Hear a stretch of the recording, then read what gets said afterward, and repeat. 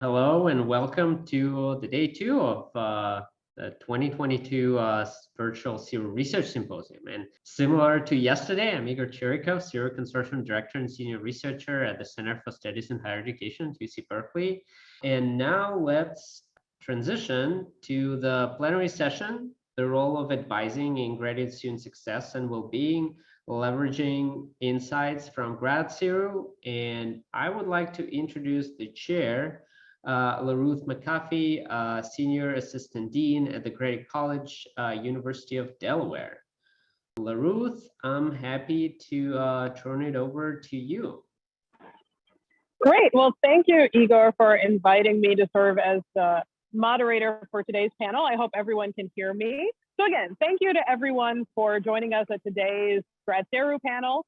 So this panel, as Igor mentioned, will be discussing ways that participating institutions have used data from the survey to improve the graduate student experience on their campus, with a specific emphasis or focus on the important topic of graduate advising.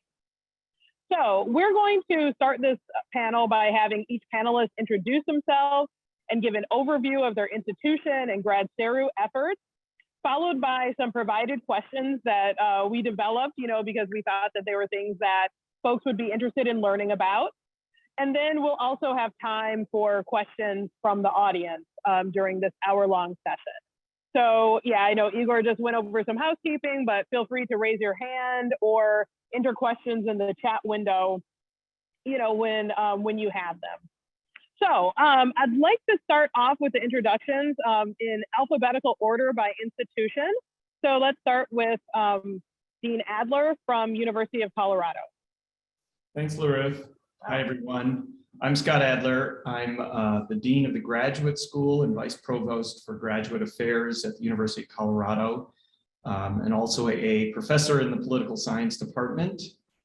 A little bit about I took over in summer 2019, so just 3 years ago, which of course was perfect timing to begin a pandemic within 9 months. And that of course affected our administration of CERU.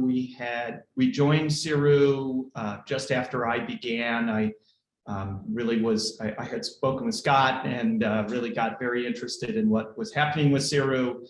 And being a data guy myself, wanted to know more about our students, particularly, of course, about their experience in their programs, and of course, the center of that being their educational experience and their experience with their advisors, which is critical for our doctoral students and to some degree a good number of our PhD students.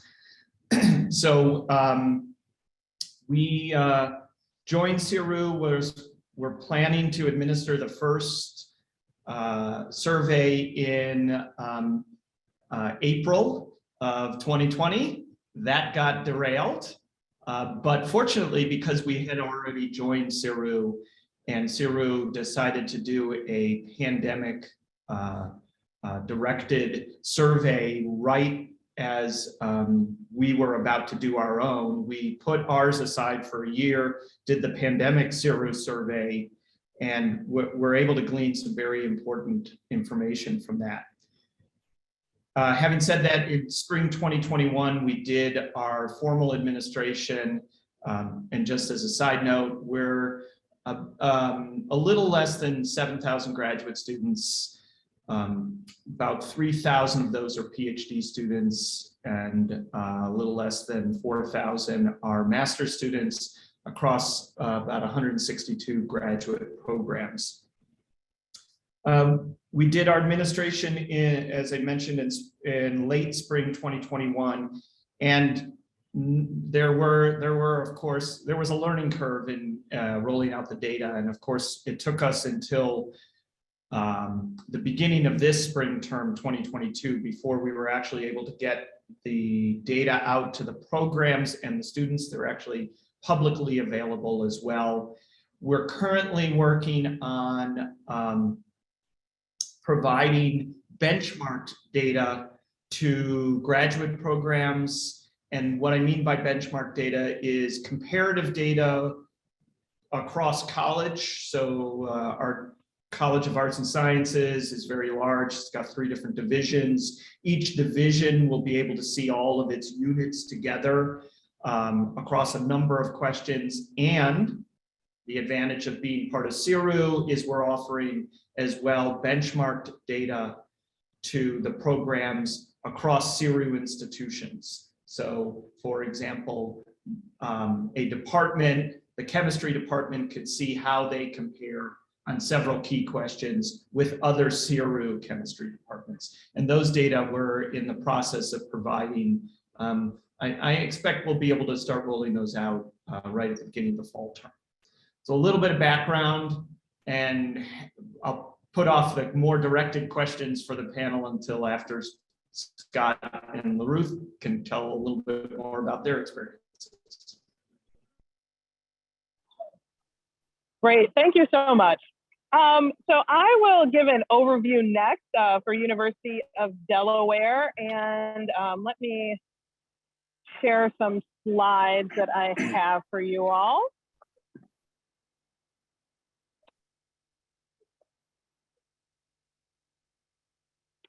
Okay, so hopefully everyone can see this, or soon will, yes. Okay, so University of Delaware is a mid-sized, mid-Atlantic institution. As you can see here, we have just over 2,000 doctoral students, as well as just over 2,000 master's students. So a little more than 4,000 total grad students.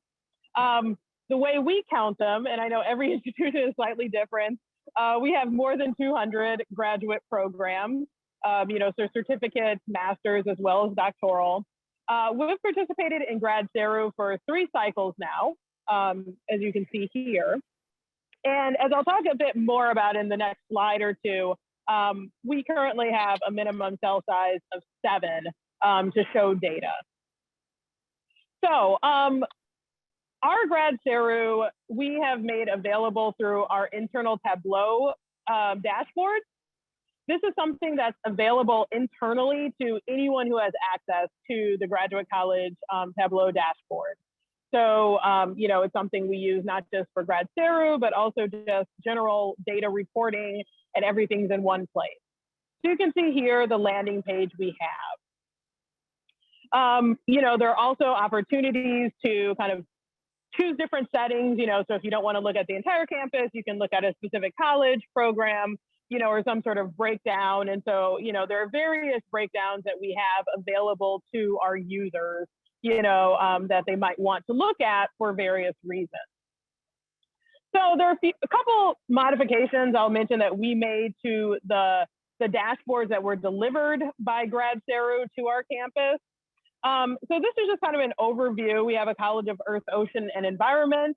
So if you look at the responses from the most recent administration, so 2021, you can see here our responses for that particular college.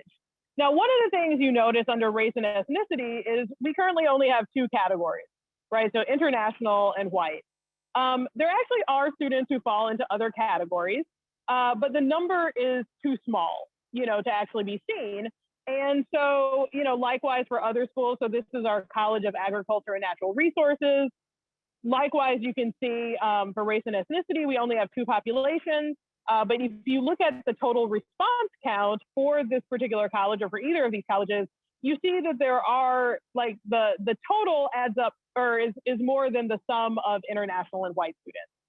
So one of the things that I worked with our institutional research and effectiveness office on was that initially gradSERU set the minimum count to be at least 10 responses to show data. And so that meant that for some of these smaller colleges, we were missing certain populations that we were especially interested in. So that was something, that was good to kind of recognize, and IRE, or Institutional Research and Effectiveness, on our campus was very responsive to this. So they changed it so that instead of choosing 1 unit, we could allow users to choose multiple units, so multiple colleges or multiple programs, so that ideally we could get at least 10, responses for certain populations of interest. Now, one of the things we still noticed, so in this case, you see here what happened when we select both Canner, as we call it, as well as CEOE. We have now under race and ethnicity 3 different groups. That, though, is also still somewhat misleading, because this is also after we changed the 10 response minimum to 7.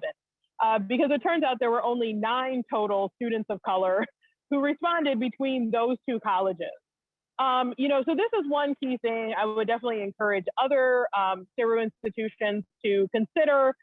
Are you really able to look at the data in the way that you would like to, and what changes? Like, again, do you only want to choose one program, one college, one unit of whatever sort, or is it really valuable for you to perhaps merge certain ones together so that you can get a larger cell count, but also maybe even in that case still have to look at changing the minimum response rate or response count, so you can see some of these populations of interest.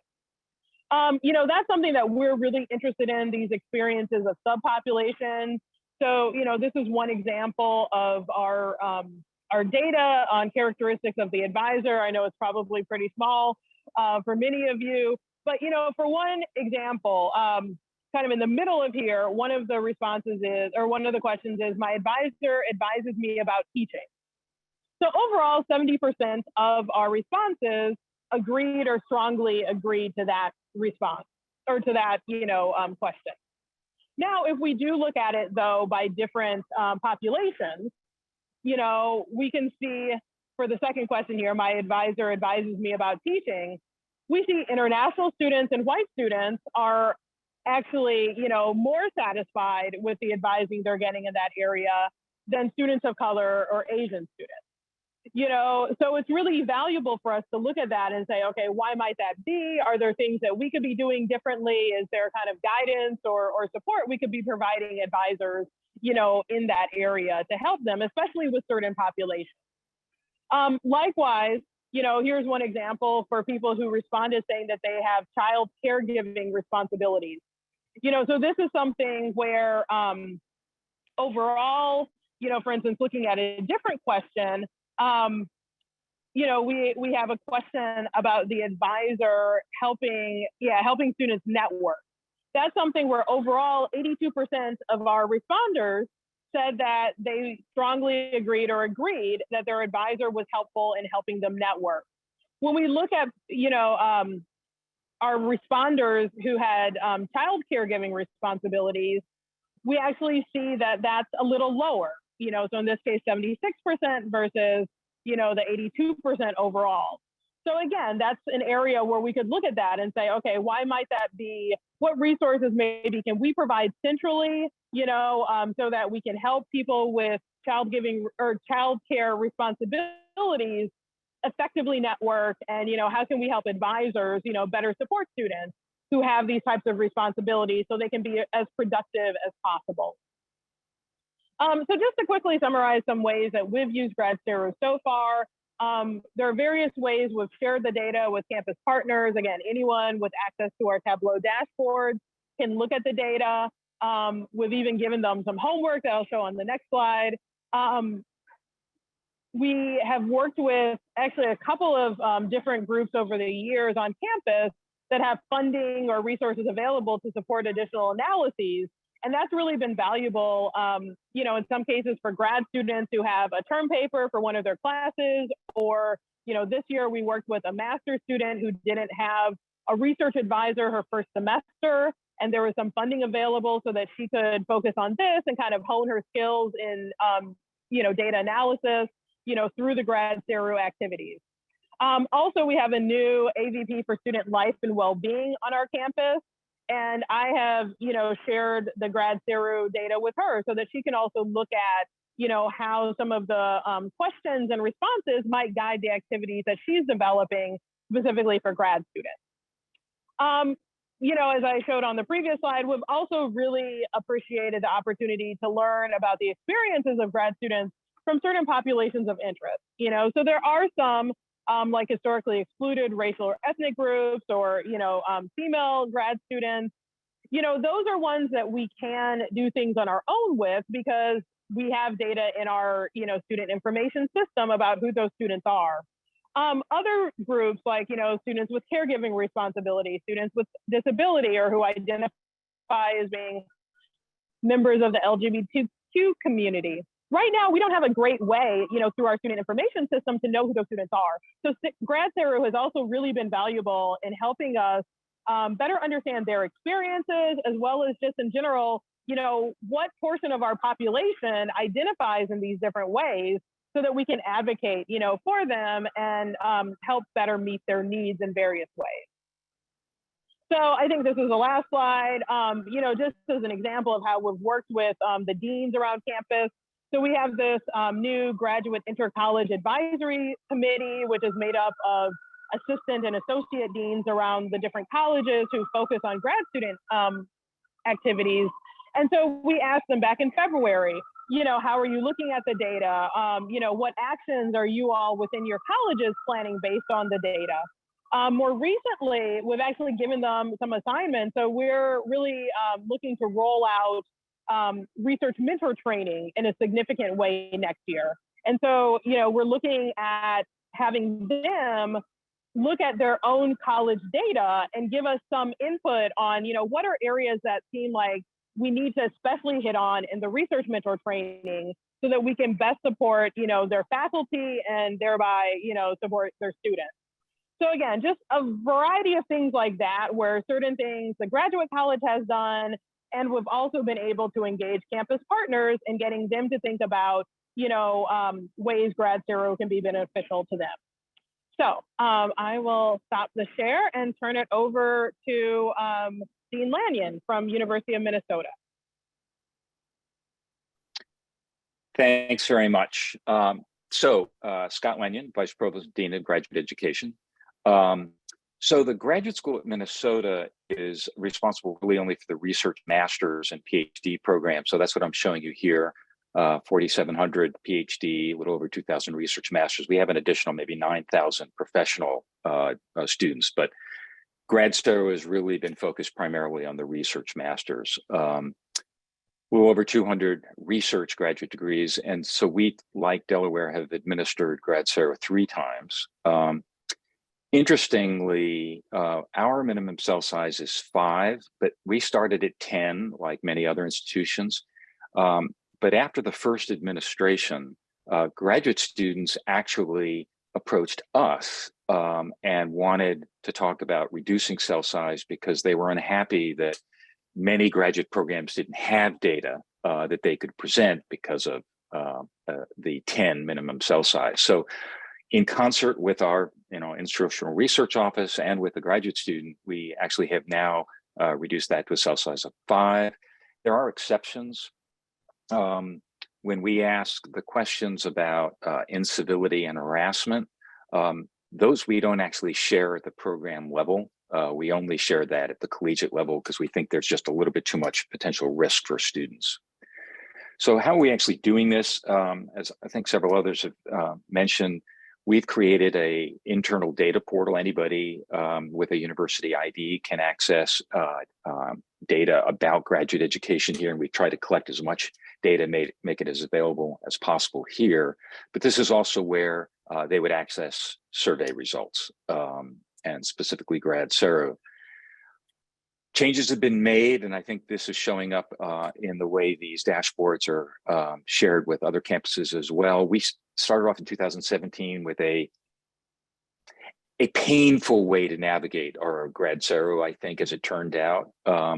We now have a landing page like this where people can really hone in very quickly on the questions that are most of interest to them, pick the topics and so on, and navigate. We've gotten a lot of good feedback and, again, increased utilization. It's really important, I think LaRuth mentioned this as well, to provide visualizations at multiple organizational levels because we're serving multiple different audiences. And so there are some individuals who really want, well, in our case, I should have said too, we are a system office. So we have multiple campuses, Duluth, Rochester, Twin Cities.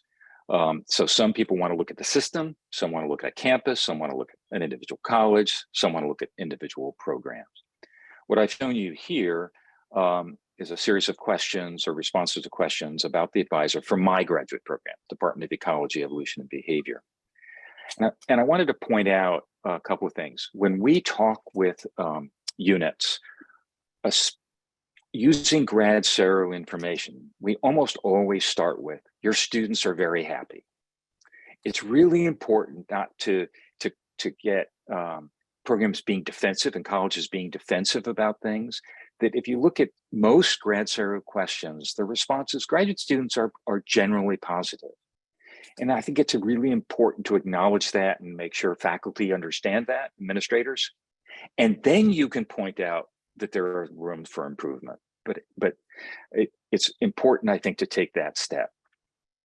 So I'm going to focus on one particular question. I would recommend my advisor to other students because I think it's a really good indication of where students might actually have the reverse, more of a toxic relationship with their advisor. So 92% of our students are saying, across the institution, are saying that they would in fact recommend their advisor to other students. Either they strongly agreed or agreed with that statement. But one of the really benefits of getting high response rates, and so getting your numbers up, I think our last administration, we had about a 45, I think, % response rate from our research masters and PhD students, is you can start to actually do these identity group breakdowns. And so here are the various options that we're looking at.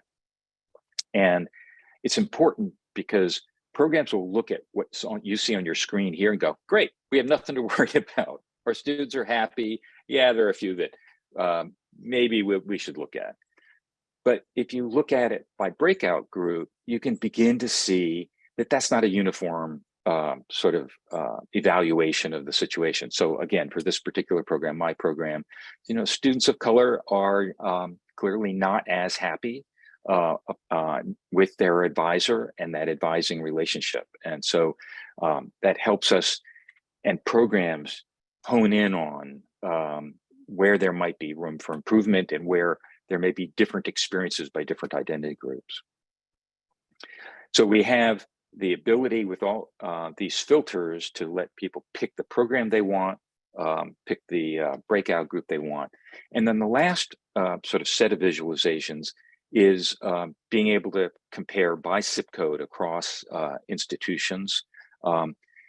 Really important because you will almost certainly run into administrators and faculty who are willing to say either, oh, I believe that our college has this problem, but it's not my program.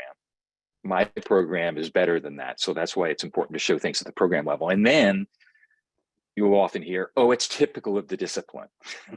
So, okay, let's look at that and see how it compares with other institutions within the same discipline.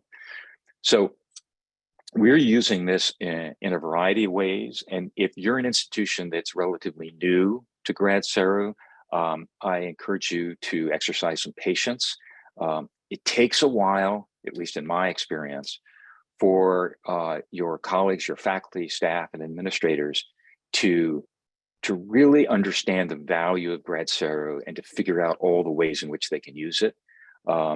I was frustrated after 2017 that there wasn't more use. People thought it was cool and then didn't talk about it again. 2019, a little bit more pickup. But now it's really showing up in basically all over. So when we do our external reviews of academic departments, the departments are using gradSERU in their self-study. It's showing up in budget discussions when programs, colleges are coming to the administration and talking about what their objectives are, when their accomplishments, and where they see there's room for improvement. They're actually referring to gradSERU.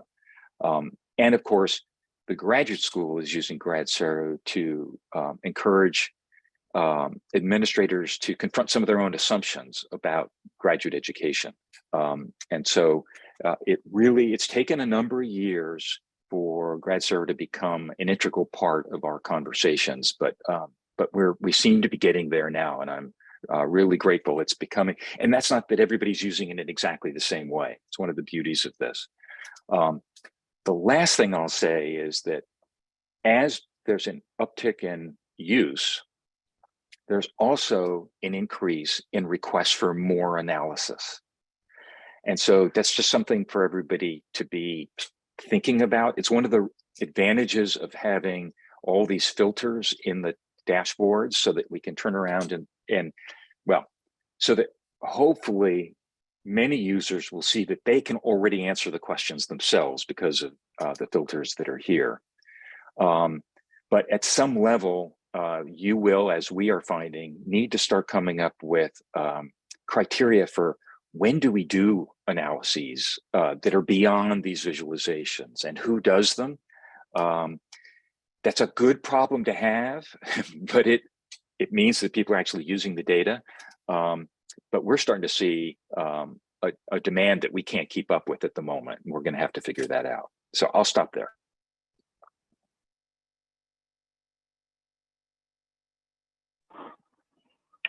Great. Thank you to both of you for sharing your the ways that your campuses use gradSERU.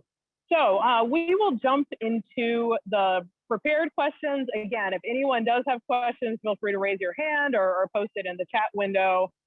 You know, we'll try to monitor that as best we can. So one of the first questions that we thought would be useful given the topic of this panel is to just ask, how important is the quality of graduate advising to graduate student success and well-being? You know, so if each of us could just take a minute to share why we think this is an important topic to even discuss. Sure, I'll be happy to start. And of course, advising it's not only central to the experience of our graduate students and their programs, but it's probably the critical relationship that every student has as they go through their career in a graduate program. And it's also the place, of course, where we hear about the most problems. All of us were brought in to our respective departments, many of the same generation where we got our PhDs, but no training in being advisors, and we're tossed in to start advising students right away. And we kind of learned as we went down the road. There was very little training. And that, of course, is less than ideal.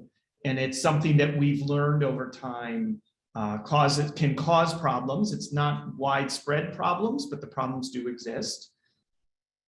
So we've begun to focus, and part of the effort of joining CERU and rolling out the data, and our data look very similar to the Delaware and Minnesota data, that very, very, very similar portals, and the Tableau providing the data is very similar.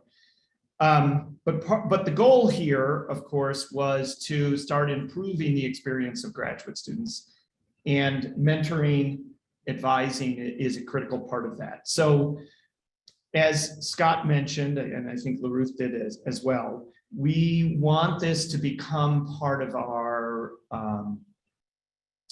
part of the way we evaluate programs, and going a little bit beyond CERU, how we evaluate individual faculty for things like tenure and promotion. CERU is a bit of a blunt instrument for understanding the individual level relationship and how well a specific faculty member does in mentoring. But CERU does give us a wider view of how things are going in individual units or in colleges. We are beginning, as I mentioned, we provided the data from the unit level all the way up to the university level, and that's available for all the departments. I mentioned we're going to have the benchmark data, and then our hope is to sit down with the folks who do program review, as Scott mentioned, it's beginning for, at Minnesota, it's beginning to appear, the CERU data are beginning to appear in program review. We would like to formalize that if we could, and that's going to be a bit of a conversation with the folks who do program review, but we would like a set of key questions, 5 or 10 questions, and the data from those questions to be in every program's review. And advising, of course, will be central to that, so that when programs are going through that, that process, we are looking at them on the same scale. They're able to see themselves as compared to their fellow units within their college or their division, and of course compared to similar departments at other CERU universities, because we would like there to be some perspective on how well they are advising students, what the students are seeing from their perspective. We don't think it's going to be the only metric we're going to use, but we do think that it's very, very important to include that as we start to reflect a little bit more on what we're doing in the advising and mentoring realm. Let me just say one other thing. We at the University of Colorado have started to take up advising and mentoring as a new campus-wide initiative. We're putting together a collective of kind of what we're referring to as master mentors. These are folks who are going to be trained in mentoring, and they're more or less going to be evangelists for best practices in mentoring across many different dimensions, not just how to have students in your lab, or how often to meet with students, the frequency of feedback should you have. We rolled out something called an advising agreement so that there are no surprises, that the relationship is established early on, and there's an understanding between the mentor and mentee as to what that relationship is, but also understanding the differences between different kinds of students. And when you have students from different backgrounds, there might be needs for thinking about the advising relationship in different ways. We know we have lots of different students. International students come with a very different experience and don't always understand exactly what they're getting into when it comes to a US university. Students from small universities, students from different ethnic and financial backgrounds, those kinds of things. So we're trying to build up a better awareness, training, support for mentors and mentees on how to maximize that relationship. All right, and I'll turn it over to LaRuth or Scott. LaRuth, let me just show one slide just in answer to your question. So the answer to how important gradSERU or advising is, this is one gradSERU question, right? So the percent of the respondents who thought that their relationship with their advisor is an obstacle to completion. And what this is showing is those that said not at all, about 31% of those respondents also had a response on this mental health question that basically corresponds to a PHQ-2 score of 3 or higher. Basically, they're at risk of a major depression, all right? Whereas those who responded that their relationship with their advisor was a very large extent, was an obstacle to completion, was double that. And I think you can use this. So the quick answer, as Scott was saying, it's enormous. The importance of the advisor-advisee relation is key, probably the single most important variable in determining a student's success. And gradSERU is a great tool to help us start to make progress in that area. And we also at Minnesota are trying to focus on that area. So I'll leave it there. Great, thank you. And I posted it in the chat, but sorry about the internet connection issues. We're having bad weather in this area, so I'm struggling today. But you know, I think just to add to what the other two panelists mentioned, for those of you who haven't already seen it a couple of years ago, or almost 3 years ago now, the National Academies put out their Science of Effective Mentorship in STEM report. And that's something I would definitely encourage everyone to look at, because they go over, just kind of the need for better mentoring and advising. And I mean, it impacts the students in so many different ways, not just related to research, but, or their progress in their program, but also, things like physical and emotional well-being, longer term career interests. One of the things we know is that students from certain backgrounds, if they have poor advising, are not likely to go into faculty positions, for instance. So if one of our interests is also this longer term goal of diversifying our faculty, we really need to look at things like, how do we treat our grad students? If we want to look at things like alumni, and alumni engagement, we need to look at how we treat our grad students. So, it's something that impacts them directly, and it also impacts our campuses, indirectly in a variety of ways. Okay, so we'll kind of speed it up a bit, but what are the key challenges for advising in graduate education, and how does your university address them? I think we've already touched on at least some of these in the previous question, but if anyone wants to, add anything else, please do. Let me just add two more that we haven't mentioned. I mean, one is that frequently, at least at our institution, the faculty member who oversees a graduate program, the director of graduate studies, doesn't supervise the faculty. That's a department head. And so there's this sort of a disconnect on when there's bad behavior, who's responsible for addressing bad behavior and what are the tools with which to do it? So that's, I believe, one of the big challenges, certainly at our institution. My sense is pretty much throughout higher ed, and again, a priority for us to try to deal with now. The only other one I'll mention is that there is a tradition in graduate education for the faculty advisor to view themselves as the advisor and the mentor. And advising and mentoring are very, very different things. And the fact that you're an advisor means you have enormous power over that student, which makes it pretty hard to be an actual mentor, which assumes much less of a power differential. So we're trying to subdivide that and really encourage graduate students to have multiple mentors. Their advisor is very important, but in fact, by having multiple mentors, that reduces the power differential somewhat and protects the student somewhat from a toxic relationship with an advisor. But that's a barrier to moving forward, this assumption on the part of many faculty that they're supposed to be doing both things simultaneously. I'll leave it there.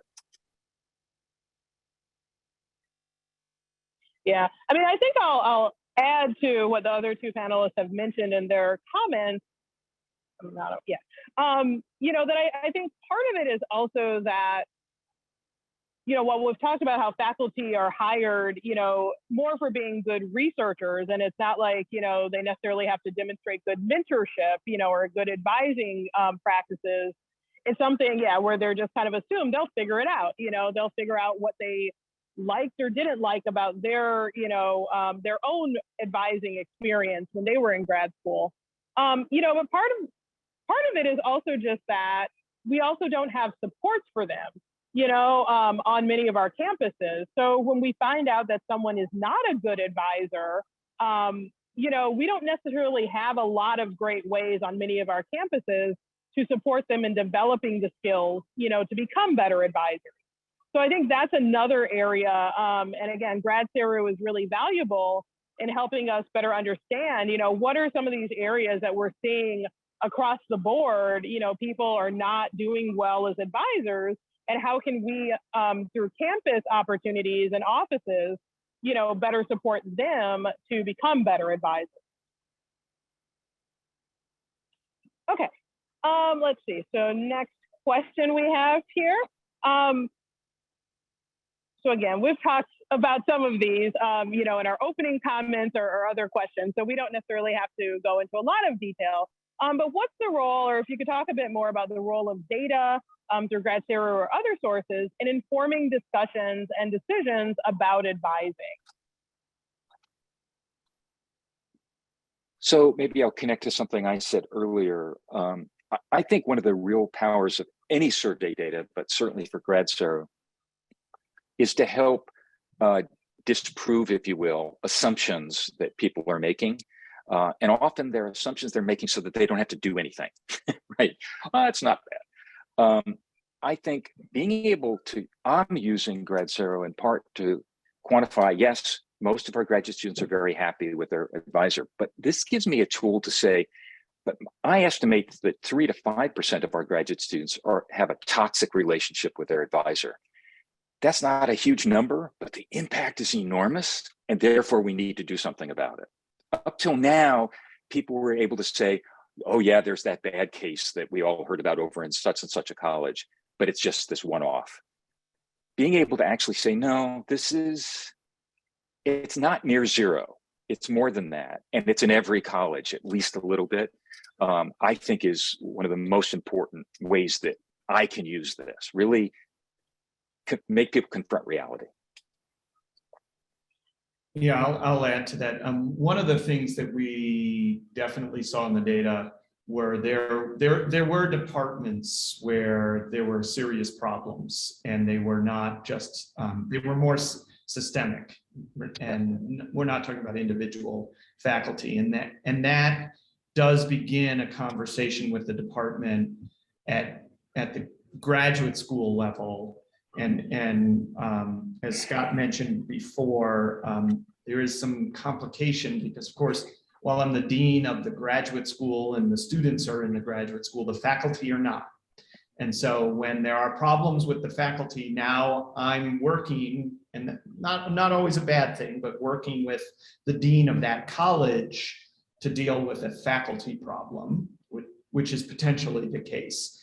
But the CERU data help to inform what we're seeing across a unit. And of course, when you aggregate the data and see a fair number of problems, particularly in these relationships, that's very, very useful and very powerful to inform that conversation. We're not just simply looking at anecdotes, a story here and a story there, but the responses of a large number of students. Yeah. Yeah, and I think, actually, I mean, I'll just reiterate something I mentioned in my earlier comments, you know, that I think one of the things that I really try to look at when sharing the data and talking with people about the data is how, you know, we aren't necessarily trying to say, okay, I see this, and this is the conclusion I drew, you know, to it. But it's really more of a conversation, you know, where we're saying, okay, you know, like, let's look at this. These are the data we have. You know, what do the data tell you? Like, what are you getting out of this? Let's have a conversation about why we might be seeing, you know, these types of responses and what types of next steps might there be. You know, I think sometimes there's this fear that there's going to be some sort of punitive, you know, thing if the data show that, you know, there's something wrong. You know, and so I think really looking at how we can use data to really more lead to questions, you know, in some cases, as opposed to using the data to draw conclusions, you know, that people might not be completely comfortable with. Okay, so again, if folks have questions, we have about 13 more minutes. So we have a few more that we came up with, but, you know, if others have questions, I don't. Okay. There's a couple there's one in chat, LaRuth, from Danielle. Yeah, I've been pondering it and looking at it. And the question, if you haven't looked at it, this may not be an appropriate question, but I think it is. How are your universities trying to ensure the data is not interpreted correctly? That's a difficult one. I mean, if I'm aware that people are interpreting it incorrectly, certainly I try to point it out. The version of incorrect use that I would point out is, at Minnesota at least, we view gradSERU as a tool that we are providing to programs and colleges for self-improvement.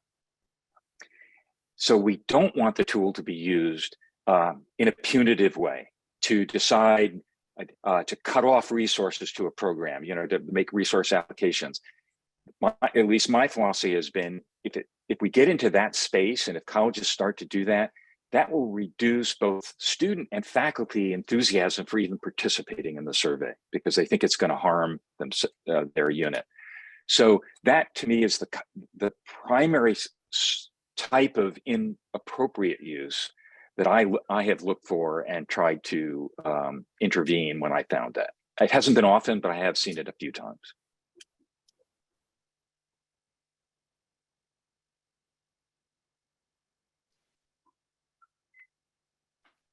Okay. Okay. So, Yeah, I mean, I think, yeah, Thompson? yeah, I have a question. First, thank you so much for sharing your experience. Very, very helpful.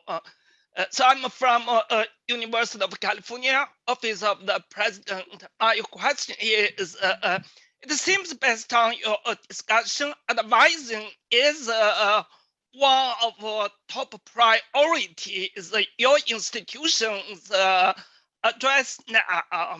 But besides that, what other top, let's say, 2 or 3 priorities you learned from survey responses and your institutions would need to address, if not immediately, but in near future?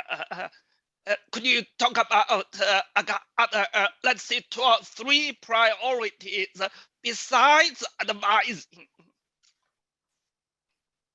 I'm happy to take at least one thing that really came out of ours, and that's a great question. We knew that there were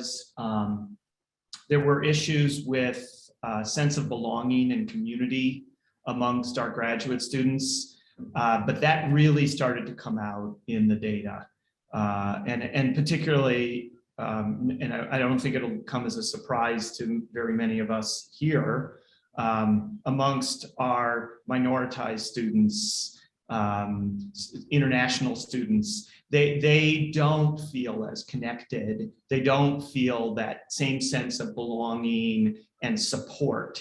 And so that really came through in our data. It actually turned out we did a climate survey of the entire campus about a year later after ours, and that was even more prevalent there. But we do believe, and this is becoming a big part of our priorities and agenda going forward, is to try and do more to build a sense of community. Now, of course, we were still doing the data in the height of the pandemic. I don't think that explains all of it. I think, in fact, it only probably explains a fraction of it. I think the problem still exists, but that was one of the big things that really came out of the data, at least campus-wide. And if I could take off from that, Yeah, I mean, one of the interesting things that we found in that space is if you look at units where the minoritized students report that they don't feel that the climate was very supportive of them, it's really interesting to see what the majority students say about what they think the climate is like for minoritized students. And so in some units, everybody agrees that there's need for improvement. And that's actually a little healthy then, at least. All the students are thinking we need to really improve climate for international students or students of color. But some units, the majority of students seem to be totally unaware that the climate is bad for students of color, international students. And that's where knowing that requires a different intervention. Yeah, I'll also mention something that we've looked at, while for sure there are certain populations, that I think all of us, we'll discuss when we talk about diversity and inclusion. Something that we started noticing was the difference between our master's and doctoral students and their experiences on the campus. So also kind of things like that, where if we looked at it, master's versus doctoral by college, we saw in some colleges, there were pretty major differences between how the master's students experienced the campus, or their college, and how the doctoral students did. So also, again, one of the great things about gradSERU, with all the different ways that you can parse the data is you are able to look at some of these populations. I mean, masters versus doctoral you could do on your own, as well in climate surveys. But there are a lot of different populations, like, again, students with caregiving responsibilities. I showed some data from, students who have child caregiving responsibilities. Students can also respond if they have adult caregiving responsibilities, because we know some of our grad students are also taking care of their parents or grandparents even. So really being able to look at some of these populations and better understand, how their experiences might be different. And even if it's a small part of our overall population, it's still just really good for us to know that there's this need, that we have an opportunity to address. So Sherry, I see you have your hand up. Hi, I'm Sherry Irvin. I'm from the University of Oklahoma. When I was watching John Gonzalez's presentation that we're going to talk about later from the University of Michigan, it was really notable that there's a big decline in grad student well-being and experience from year 1 to year 2. And you all have been talking about the advising relationship. I'm really interested in thinking about what can we do for those year 1 students from the start when they may not yet know that they're going to run into trouble? How can we get them engaged and kind of wrap around a supportive experience for them from the start? I'm really interested in your thoughts about that. So let me jump in. Sorry, I'm really eager on this question. We've started one thing several years ago that's been wildly successful, and then we're undertaking something new. The thing that's been wildly successful is a peer mentoring program. It has doubled in size each year that we've run it, and I think this coming year we should have something like 1,500 students involved in it as either mentors or mentees. And of course, this is aimed specifically at first-year graduate students. And they're assigned, in fact, we had so many mentees that we often have to have a mentor 2 students at once. Very, very successful. We support them with some funds so they can do things with their mentors. They meet with them, there's some training.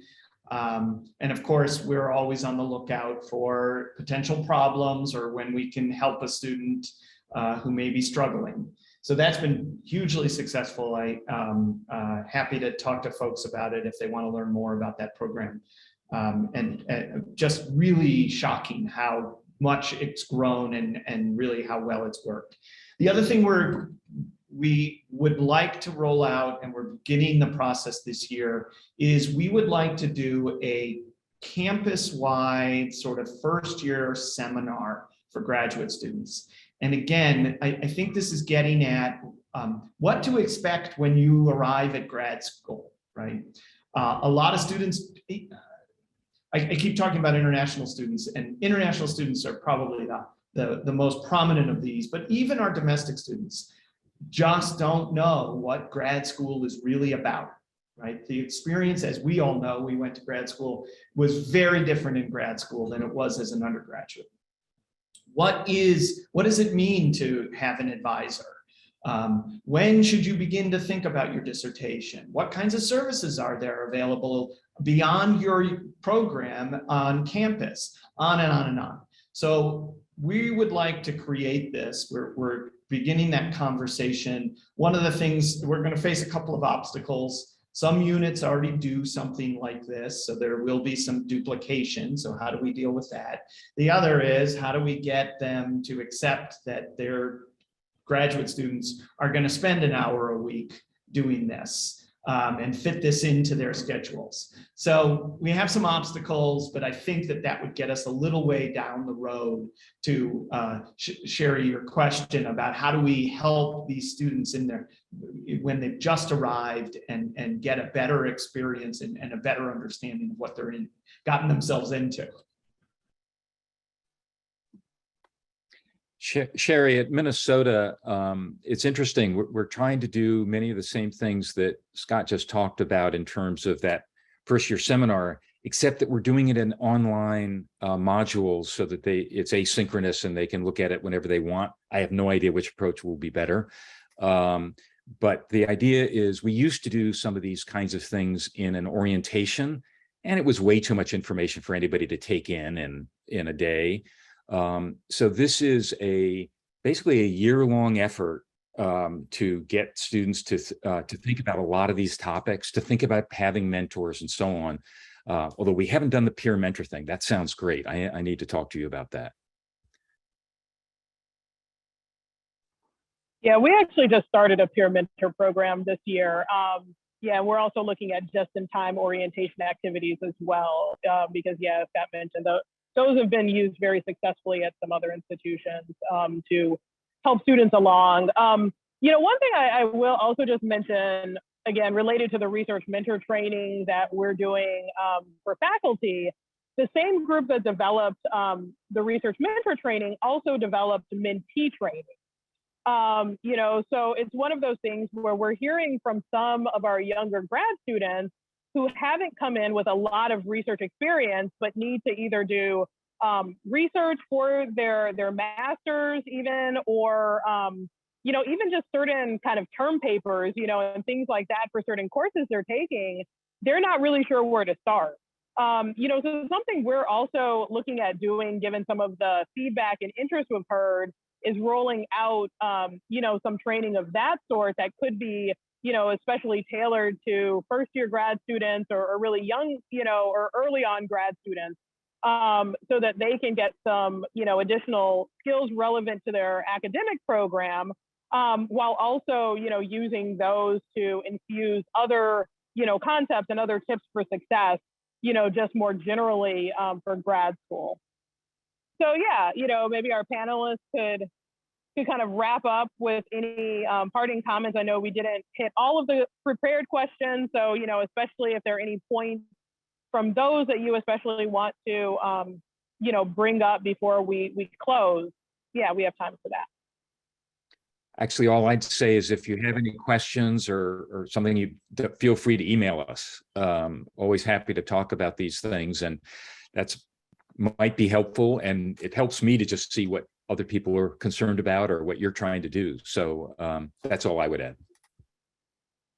Yeah, great. Yeah, and I mean, maybe something, you know, one of the things that we talked about actually in preparing for this panel was also just ways that maybe our institutions can work more closely together.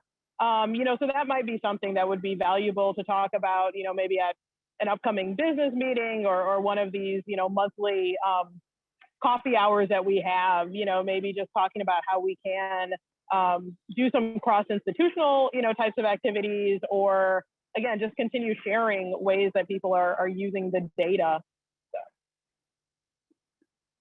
Thank you again to everyone for joining us for this panel, and you know, really enjoyed hearing about what my colleagues at other institutions have done with the data, and you know, as Scott Lanyon mentioned, look forward to continuing the conversation, you know, with folks. You see my email address I like to keep behind me on my Zoom window, because I started right before the pandemic hit, so no one knew me, and it was just helpful to have information behind me.